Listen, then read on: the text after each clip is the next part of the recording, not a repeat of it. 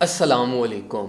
आज की वीडियो में हम BTC, एथेरियम और SLP इन तीन कॉइन्स का टेक्निकल एनालिसिस देखेंगे। मार्केट में हमारे पास जो कुछ हो रहा है अभी, मोस्ट इंपॉर्टेंटली BTC की मार्केट एक्सप्लोड हुई हुई है और बाकी rest of the crypto market भी। इस सिचुएशन में आपको क्या डिसीजन लेना चाहिए अगर आपने बाइंग नहीं की और अब आप सोच रहे हो कि मैं न्यू बाइंग करूं, तो इस सिचुएशन में आपको क्या डिसीजन लेना चाहिए। ये सारी चीजें मैं आपको आज की वीडियो में गाइड करूंगा। और मोस्ट इंपॉर्टेंटली वेल्स कुछ बहुत इंपॉर्टेंट मूव ले रही हैं, कुछ नॉर्मल एक्टिविटी जो है ना वो वेल्स इस टाइम पे कर रही हैं। तो इस सारी चीज़ों को हम आज की वीडियो में डिस्कस करेंगे। और मोस्ट लाइकली जब आप ये वीडियो देख रहे होगे, क्योंकि वीडियो तो ये सुबह जो है ना वो मैं 6-7 बजे अभी अपलोड करने लगा हूँ, लेकिन स्टिल जब आप लोग सो के उठोगे और ये वीडियो देख रहे होगे तो फिर पैनिक बाइंग मत करना। मैं आपको डिटेल में इस वीडियो में बताऊंगा कि आज के पूरे दिन में हमारे पास मोस्ट लाइकली सिनेरियो क्या है और जो आपकी बाइंग प्राइसेस बनती हैं वो आपकी क्या हो सकती हैं। तो इसलिए जब भी सो के उठो तो मार्केट प्राइस देख के पैनिक बाइंग मत शुरू कर देना, क्योंकि ये एक फेक आउट हो सकता है। मैं आपको वेल्स का कुछ मूव बताऊंगा जो आपको हेल्प करेगा बेटर डिसीजन लेने में और आप जो है वो मार्केट में एक अच्छी एंट्री ले सकोगे। इसी के साथ साथ मेक श्योर करो कि आपने मेरे चैनल को सब्सक्राइब किया हो, और अगर फेसबुक पे वीडियो देख रहे हो तो पेज को लाइक करना और कमेंट सेक्शन में अपने दोस्तों को टैग करना और वीडियो को ज़्यादा से ज़्यादा शेयर करना। अब हम डायरेक्टली चलते हैं चार्ट की तरफ। सबसे पहले अगर हम BTC के चार्ट को देखें तो BTC के चार्ट में हमारे पास एक चीज़ बहुत ज़्यादा कॉमन है।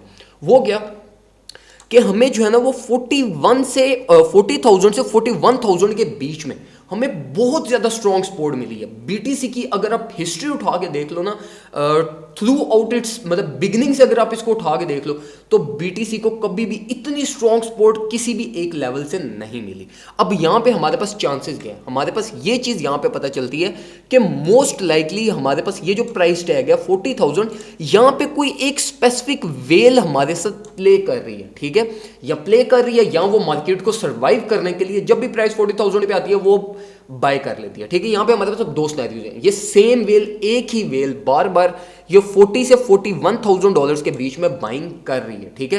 क्योंकि अगर आप ये इस पैटर्न को देखो तो फर्स्ट टाइम हमारी बाइंग हुई, सेम हमारी बाइंग हुई, हमें बाउंस बैक मिला और मोस्ट लाइकली इसी वेल ने शायद यहाँ पे हमें ये मार्केट को डंप भी दिया।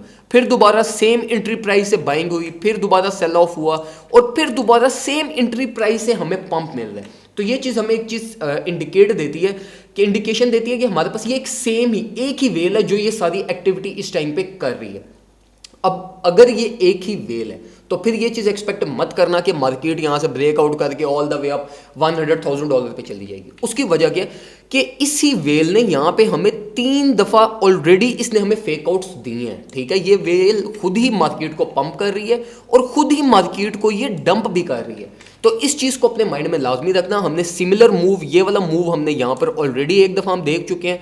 हमें 41,000 डॉलर से बाउंस बैक मिला, ऑल द वे अप 43, 44 को टच करेंगे और हमें दोबारा डंप किया गया।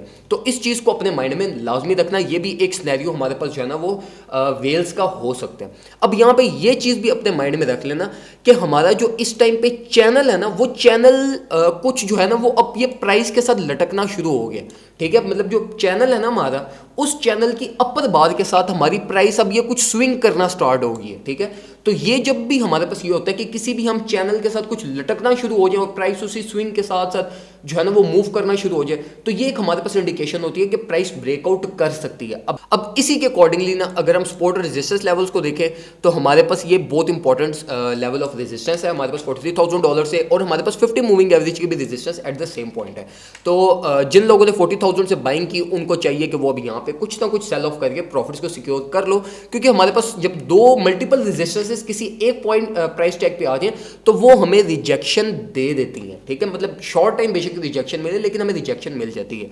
इसलिए अगर आपने कुछ प्रॉफिट्स में हो तो मैं आपको रिकमेंड करूंगा कि आप कुछ ना कुछ अपने प्रॉफिट्स को सिक्योर कर लो, क्योंकि स्टिल हमारा जो ओवरऑल ट्रेंड है वो है हमारा डाउनवर्ड। तो प्राइस दोबारा पॉसिबिलिटी है कि दोबारा 40,000 या 41,000 डॉलर की रेंज में फेल कर जाए, लेकिन स्टिल ये चीज़ अब याद रखना, जिस तरह हमारे पास ये कुछ एक सिचुएशन यहाँ पे इस सिनेरियो में क्रिएट हुई थी जिसमें हमने 43,000 डॉलर को भी ओवरटेक किया था, 50 मूविंग एवरेज को भी ओवरटेक किया था, तो हमें रिजेक्शन मिली थी कहाँ से, हमारे पैरेलल चैनल से। तो ये सिमिलर सिचुएशन यहाँ पे भी क्रिएट हो सकती है कि प्राइस पंप करके ऑल द वे अप कुछ ये चैनल की टेस्टिंग करने की तरफ चली जाए। तो ये इतनी रूम हमारे पास अवेलेबल है अभी, ये जो हमारे पास आज के दिन में पंप हुआ कि प्राइस ये 43,000 डॉलर 43,700 $800 को टच करने ऊपर की तरफ जा सकती है। और अगर प्राइस $43,000 को टच करने के बाद $43,000 पे तो अभी भी प्राइस चल रही है, लेकिन $43,000 से अबव इस चैनल को ब्रेक करने के बाद अगर प्राइस वापस इसकी सक्सेसफुल चैनल की टेस्टिंग कर लेती है तो फिर हमारे पास एक्सपेक्टेशंस है कि प्राइस अब इसका ब्रेकआउट करेगा और हमारा जो हायर टारगेट है वो है हमारा 200 मूविंग एवरेज। तो इन शॉर्ट जो हमारे पास इस टाइम पे एक ट्रेड एरिया जो हमारा बनता है ना, वो हमारा ट्रेड एरिया कुछ ये इस एरिया में बनता है। हमारी जो ग्रोथ की रूम है वो है हमारी 200 मूविंग एवरेज तक, जो हमारी इस वीक एंड तक हम एक्सपेक्ट कर सकते हैं। और हमारे पास शॉर्ट टाइम जो स्पेस अवेलेबल है वो है हमारे पास ये इस पैरेलल चैनल तक, जो कि मोस्ट लाइकली आज के दिन में यहाँ तो हमारा हिट होगा, यहाँ तो हमें रिजेक्शन मिलकर प्राइस वापस कुछ जो है 42-43 के बीच में कंसोलिडेट होना स्टार्ट हो जाएगी। तो इस चीज़ के अकॉर्डिंगली जो है ना वो अपना डिसीजन लेना।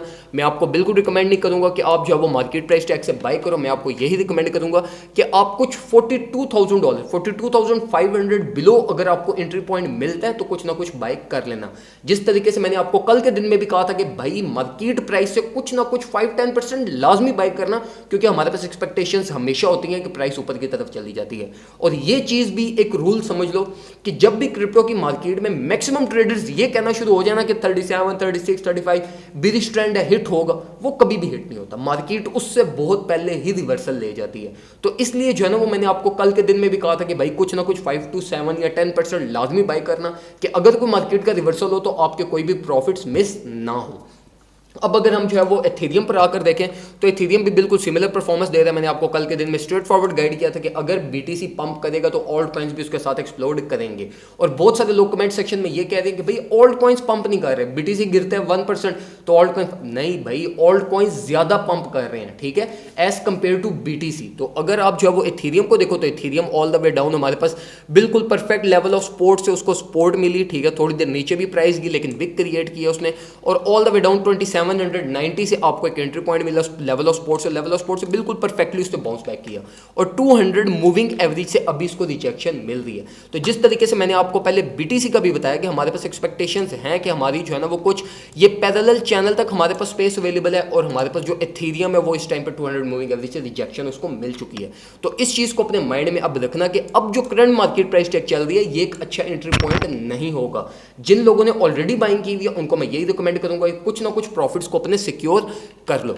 अब यहाँ पे जो आपने एथेरियम के लिए एक चीज देखनी है वो ये देखनी है कि अगर एथेरियम का जिस तरह अभी ये अगर आप देखो ये एथेरियम का था, जो एथेरियम ने जो 200 मूविंग एवरेज की टेस्टिंग की ये अनसक्सेसफुल रही, ठीक है, ये विक देख रहे हो प्राइस ऊपर की तरफ गई वापस नीचे की तरफ आ गई। अब जब तक कोई भी कैंडल ये इस 200 मूविंग एवरेज से ऊपर की तरफ क्लोज नहीं होती हमारी आवरली या 4 आवरली, और उसके बाद सक्सेसफुल टेस्टिंग नहीं कर लेती, मतलब जो नेक्स्ट रेड कैंडल जनरेट हो वो नेक्स्ट रेड कैंडल भी हमारी 200 मूविंग एवरेज से अबव क्लोज हो, तो फिर हमारा ये मतलब होता है कि हमारी जो रीटेस्टिंग है वो सक्सेसफुल हो गई है और हमारे पास एक्सपेक्टेशन है कि प्राइस अब अपवर्ड साइड पे ट्रैवल करेगी। तो इसके अकॉर्डिंगली अगर हम हाई टारगेट देखें तो एथेरियम का स्ट्रेट फॉरवर्ड हाई टारगेट हमारा ये जो पहले मेजर लेवल ऑफ सपोर्ट था अब ये major level of as a resistance भी एक्ट करेगी। हमें ऑलरेडी 2-3 दफ़ा यहाँ से रिजेक्शन मिल चुकी है, तो मैं एक्सपेक्ट कर रहा हूँ कि हमारे पास जो एथेरियम का रूम है वो है हमारे पास ऑल द वे अप $3200 के $3190 to $3200 तक एथेरियम की प्राइस ग्रो कर सकती है। आज के दिन में भी मोस्ट लाइकली कर सकती है, जिस तरीके से मार्केट पंप है ये ऑल द वे अप $3200 तक जा सकती है। लेकिन स्टिल तब तक एंट्री मत लेना जब तक यहाँ पे हमारी 200 मूविंग एवरेज की टेस्टिंग सक्सेसफुल नहीं होती।